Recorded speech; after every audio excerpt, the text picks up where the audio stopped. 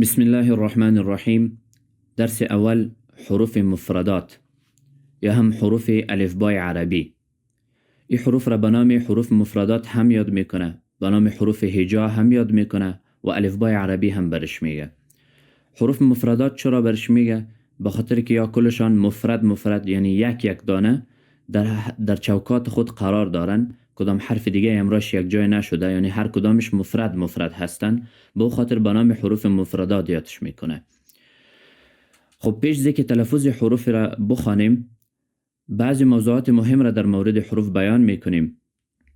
از او جمله تعداد حروف و اختلاف در مورد تعداد حروف است. تعداد حروف الفبای عربی 29 دانه هست و بعضی علما 28 دانه میگیره.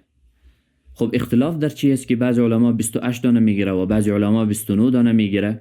اختلاف در الف و همزه است. همه علمایی که حروف الفبای عربی را 28 دانه میگیره، الف و همزه را به یک شکل نوشته میکنه، و علمایی که حروف الفبای عربی را 29 دانه میگیره، همزه را جدا نوشته میکنه و الف را جدا نوشته میکنه. خب اختلاف چرا پیدا شده؟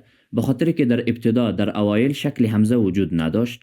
در وقت نوشتن الف و همزه به یک شکل بودن، شکل همزه خود شکل همزه وجود نداشت. بعد از یک مدت که یک عالم به نام خلیل بن احمد الفراهیدی شکل همزه را به وجود میاره، بعد از او الف جدا نوشته میشه و همزه جدا نوشته میشه، که فعلا هم الف جدا نوشته شده و همزه ما جدا نوشته شده. تعداد حروف به 29 دانه میرسه. خب این اختلاف بود در مورد حروف که بعضی کسا 28 تا میگفت و بعضی کسا هم 29 دانه میگرفت. و حروف الفبای عربی از نگاه پر و باریک خواندن به 3 بخش تقسیم میشه. بخش اول حروف پر داریم. از میان این 29 حرف بعضی حروفا را داریم که همیشه پر خوانده میشه و باید پر خوانده شود. و بخش دوم حروفایی را داریم که بعضی اوقات در بعضی جاها پر خوانده میشه و بعضی اوقات هم باریک خوانده میشه. و بعضی حروفای دیگر را داریم که همیشه باریک خوانده میشه. این را ما تقسیمات میکنیم از نگاه پر و باریک خواندن که کدام باید پر شود و کدام حروف ما پر و باریک شود و کدام حروف ما همیشه باریک خوانده شود. خب بخش اول حروف پر را بیان میکنیم. حروف پر از میان 29 حرف 7 حرف ما همیشه پر خوانده میشه.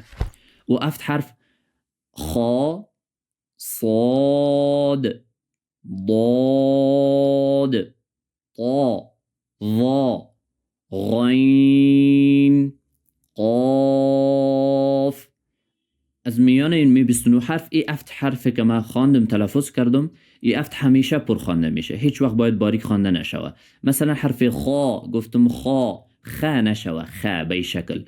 همچنان حرف صاد نشوه که باز بسین تبدیل میشه. از او خاطر حرفا باید پر خوانده شوه تا تغییر نخوره و به دیگه حرف گدود نشه یا هم تغییر نخوره. حرف صاد مثلا اگر باریک شه و به سین تبدیل میشه، به این شکل این حروفا باید پر خوانده شوه. باز از خود درجات داره که در درس‌های بعدی تجوید درجات حروف پر بیان میشه که به کدام درجه در کجا و چه قسم باید خوانده شوه. خب میایم در بخش دوم. بخش دوم 3 حرف را داریم که بعضی اوقات بنابر شرایط پر خوانده میشه و بعضی اوقات هم شرایط خود را داره باریک خوانده میشه. 3 حرف است: الف، را، لم. این 3 حرف بعضی اوقات در بعضی جای پر خوانده میشه و بعضی اوقات هم باریک خوانده میشه. خب از 29 حرف 7 حرف را پر بیان کردیم که میمانه 22 حرف. از 22 حرف دیگه بخش دوم 3 حرف دیگه را کم میکنیم، میمانه 19 حرف. 19 حرف باقی مانده ما همیشه باریک خوانده میشه، یعنی حروفای باقی مانده همیشه باریک خوانده میشه. و یک چیز دیگه که باید بیان شوه در مورد مد کردن و مد نکردن در این حروف است که بعضی حروفا رو ما شما مد میکنیم، کش میکنیم و بعضی حروفا کش نمیشه. خب یک خلاص آسان بیان میکنیم. اما حروفایی که شکل ترکیبی یعنی شکل اصلی ترکیبشان از 2 حرف ترکیب شده باشن و در اونا باید 2 حرکت مد شوه، و حروفایی که شکل ترکیبیشان یعنی از 3 حرف اینها ترکیب شده باشن در اون حروفا باید 6 حرکت مد صورت بگیره.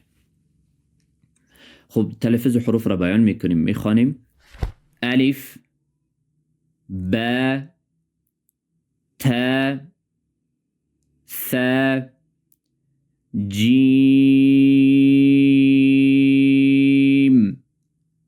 ح، خا، دال.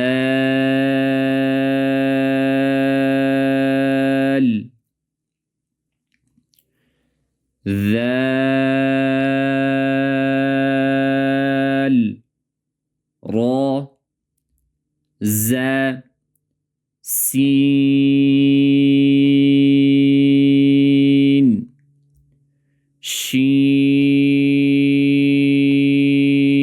شين صاد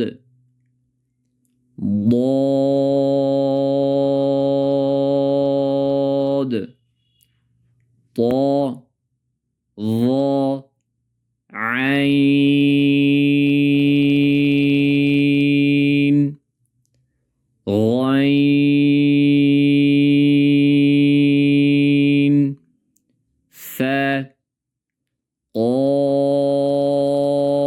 قاف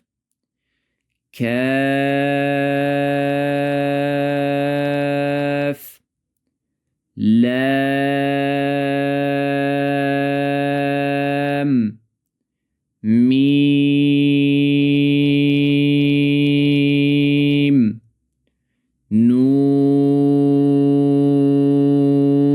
نون واو ها همزة يا